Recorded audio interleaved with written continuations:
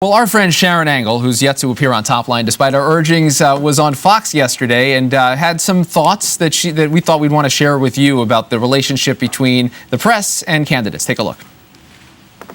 We needed to have the press be our friend. Wait a minute, hold on a second. To be your friend?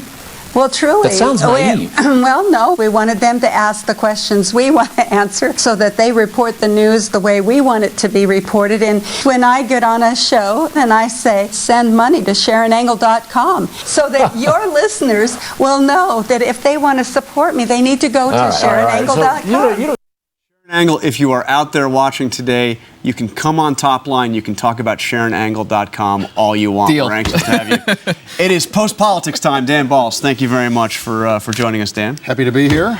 Okay, so let's start with the dueling Gallup numbers here.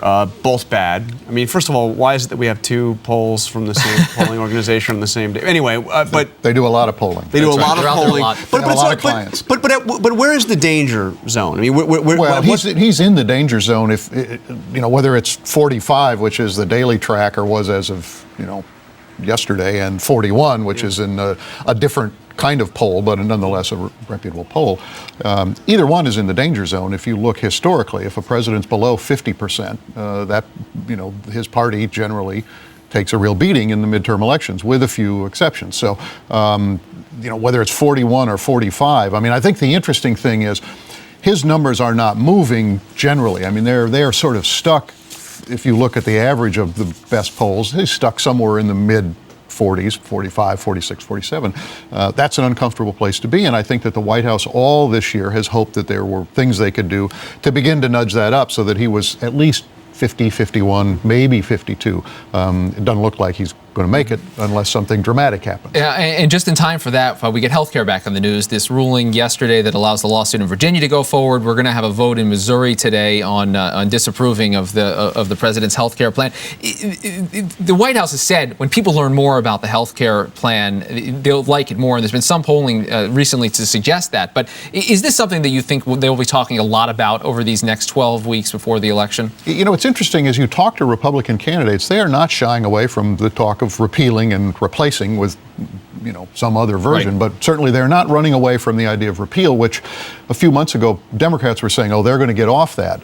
So I think the country is very polarized on this. There is some evidence that over time there is at least a greater acceptance of the fact that this health care law is now law, and that there are some changes coming. And I think people are in some ways trying to figure out what those changes are, as opposed to the debate about whether it's not going to be here or going to be here. But Republican candidates clearly think keeping this out front and center is of value, at least in helping to stir their own base. Certainly more than Democratic candidates. Yes, absolutely. Is the administration anticipating that the lawsuit that we now see, Virginia's lawsuits going forward, that ultimately is going to get to the Supreme Court? Well, there's been doubt about whether they really would be able to get to the Supreme Court with it. So I think, this is a very preliminary step that we're seeing at this point. I think there's still some very legal issues that, that are sort of beyond my competence to know about whether it's ultimately going to get to the Supreme Court. And wanted to get your thoughts quickly on California. I know you've traveled there recently. Meg Whitman, $99 million, and Jerry Brown, $450,000. I mean,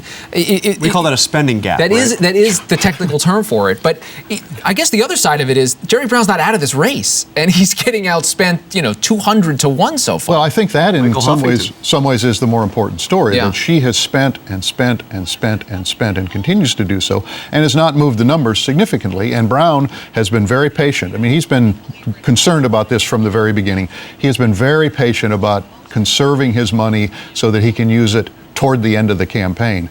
I talked to somebody from California yesterday who said the fact that the numbers are staying competitive while she's doing all this spending and he's not suggests that if and when he begins his spending, then there could be some movement. So we'll see. We're just about out of time, but Californians have a history of rejecting the candidate that spends the most. Oh yes, they have. Huffington and Checky, and I mean, there's there is history for that. So, but this has been her strategy all along. Yeah, spend. That is an amazing gap. You don't see that very often. Dan Balz from the Washington Post, Post Politics. We appreciate you being here. Thank you, sir. Thank you. And if you want to say any websites, you can do that. You're free to do that. That does it for this edition of Top Line. You can check us out on Twitter. It's twitter.com/Rick Klein, twitter.com/John Carl over here. Thanks for the plug, Rick. Hey, I like plugs. I like plugs. I think we will.